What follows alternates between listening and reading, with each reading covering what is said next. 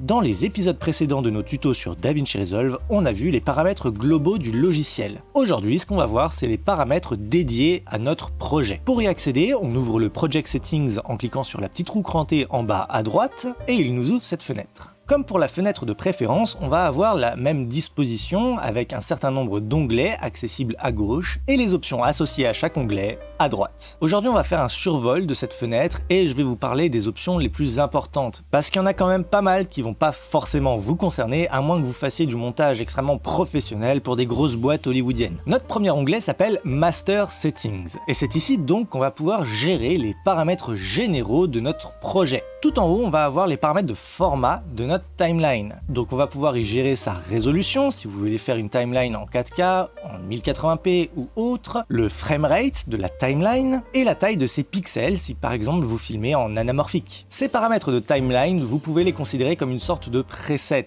On le verra plus précisément dans l'épisode suivant, lorsqu'on sera amené à créer notre timeline, on pourra très bien choisir de ne pas appliquer ces paramètres-là et de créer nos propres paramètres. Juste en bas, on va avoir les paramètres de monitoring vidéo. Ce sont des paramètres qui vont avoir leur importance si votre écran d'ordinateur ou de monitoring va avoir des paramètres différents de ceux de votre timeline. Par exemple, mon écran est un écran 1080p. Mais si je veux choisir de monter une vidéo en 4K, donc en réglant la résolution de ma timeline sur du 4K, ça va pas servir à grand chose de demander à DaVinci Resolve de m'afficher ma vidéo en 4K alors que mon écran c'est du 1080p. C'est donc pour ça que mon option vidéo format est réglée ici sur du 1080p. Ça va éviter à DaVinci Resolve de prendre inutilement des ressources pour tenter de m'afficher une vidéo en 4K alors que de toute manière mon écran ne peut pas afficher de la 4K. Dans le bloc du dessous, on va avoir nos paramètres d'Optimized Media File et de Render Cache. Alors c'est pas ici que je vais vous expliquer ce que sont les Optimized Media, les Render Cache et les proxys, ça on le verra dans des épisodes qui leur seront dédiés, mais en l'occurrence c'est ici que vous pourrez choisir le format et la résolution par défaut de chacun de ces fichiers. C'est ici aussi que vous pourrez choisir d'activer ou de désactiver certaines options concernant la génération de fichiers cache. Mais encore une fois, on y reviendra plus en détail en temps et en heure. Juste en dessous, on va avoir les paramètres de Working Folders. Et c'est donc juste ici que vous allez pouvoir choisir où seront sauvegardés tous les fichiers précédemment cités. Enfin, on a notre dernier bloc, Frame Interpolation.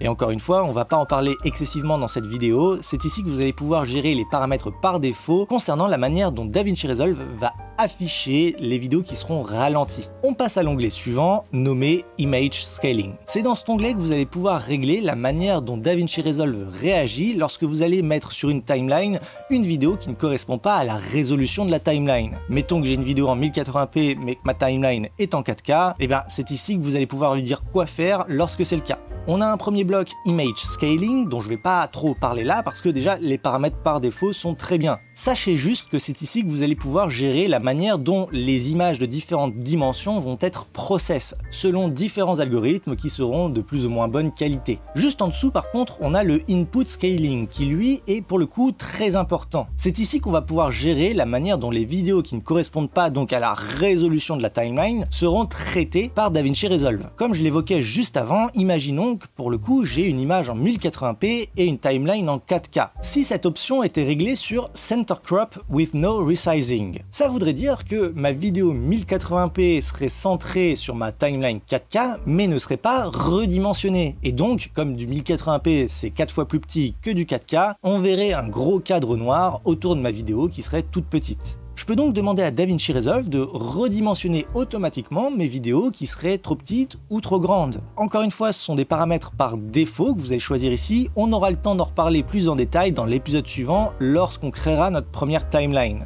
L'onglet suivant s'appelle Color Management et c'est ici donc que vous allez pouvoir avoir la main mise sur l'espace colorimétrique de votre timeline. On va pas trop en parler aujourd'hui parce qu'il faudrait déjà que je vous explique ce que c'est qu'un espace colorimétrique. Et ça, on aura largement le temps de le faire quand on commencera l'arc sur la page Color. Sachez juste que si vous montez une vidéo qui aura pour but d'être vue sur un écran de télé, un écran d'ordinateur ou un écran de smartphone, vous pouvez laisser les options par défaut, Rec 709 Gamma 2.4, c'est très bien, c'est ce qu'il faut pour quasiment absolument tous les écrans du monde. L'onglet suivant, General Options, il va contenir des paramètres concernant la manière dont les médias seront traités par DaVinci Resolve lorsqu'ils seront importés dans votre media pool. Encore une fois, vous pouvez vraiment laisser toutes ces options par défaut, ça va rien changer à votre vie et ça serait vraiment trop long de les passer en revue une par une. L'onglet suivant, Camera Raw, c'est par contre ici que vous allez pouvoir choisir la manière dont des fichiers RAW vont être décodés par DaVinci Resolve. Et donc ça c'est super important si vous avez des rushs au format RAW qui vous sont transmises pour être montées. Vous allez devoir choisir avec quel profil de RAW vos rushs ont été filmés, selon quelle résolution vous voulez vous les afficher et les paramètres de décodage. Chaque profil RAW, que ce soit Arri, Blackmagic, Canon, etc.,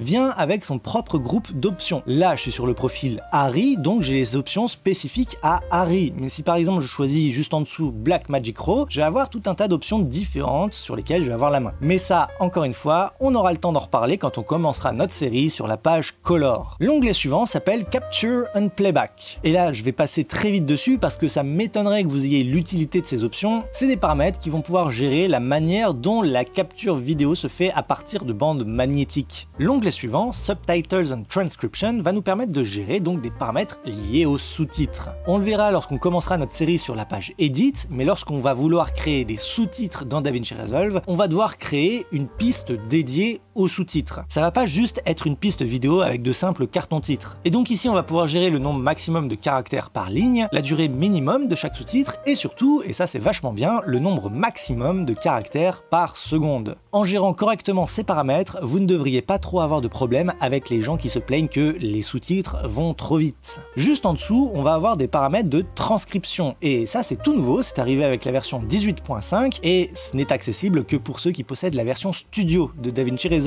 Car effectivement, depuis la version 18.5, on va avoir la possibilité de générer des sous-titres automatiquement. Et donc, c'est ici qu'on va pouvoir choisir la langue sur laquelle il va se baser pour générer ces sous-titres. L'onglet suivant s'appelle Fairlight et donc comme son nom l'indique, ce sont des paramètres qui vont concerner la page Fairlight. On va pas trop aller dans le détail, juste le point sur lequel j'aimerais insister, c'est la fréquence d'échantillonnage de la timeline. Vous n'êtes pas sans savoir qu'en numérique, le son est découpé selon un certain nombre de points par seconde, c'est ce qu'on appelle la fréquence d'échantillonnage. On verra lorsqu'on commencera notre série sur la page média que DaVinci Resolve permet de synchroniser automatiquement le son d'une caméra avec le son externe pris par une perche par exemple. Le point sur lequel j'aimerais insister, c'est que vous fassiez vraiment très attention que la fréquence d'échantillonnage de votre son témoin de caméra et celui de votre micro externe soient les mêmes. Parce que sinon, DaVinci Resolve ne va pas trop aimer ça et risque de pas synchroniser correctement vos deux sources audio. Enfin, le dernier onglet s'appelle Path Mapping et c'est un onglet qui aura leur importance pour ceux qui vont travailler en collaboration sur un même projet. On l'avait vu dans les vidéos sur le Project Manager que le travail collaboratif est possible, notamment en utilisant le cloud. On peut avoir un monteur en France qui fait le montage, tandis qu'un étalonneur dans un autre pays fait l'étalonnage, et ça en temps réel, en même temps, sur le même projet. Le truc, c'est que le projet DaVinci Resolve, lui, ne va considérer que les médias ne peuvent être qu'à un seul endroit. Et si les personnes qui travaillent sur chaque projet ont des copies des fichiers médias sur chacun de leurs ordinateurs, et ben DaVinci Resolve, encore une fois, ne va pas trop aimer ça. Et pour l'un, les médias seront accessibles, tandis que pour l'autre, les médias seront offline. Cet onglet Path Mapping permet donc de dire à DaVinci Resolve qu'un même groupe de médias peuvent se situer à deux endroits en même temps. Voilà, on a fait un sacré tour des Project Settings. La dernière chose que j'aimerais vous dire, c'est que tous ces paramètres là qu'on vient de voir peuvent être sauvegardés sous forme de presets. En cliquant sur le menu 3 petits points en haut à droite, vous pouvez sauvegarder vos modifications, soit en tant que simple preset, qui s'affichera ensuite dans cette liste, soit en tant que preset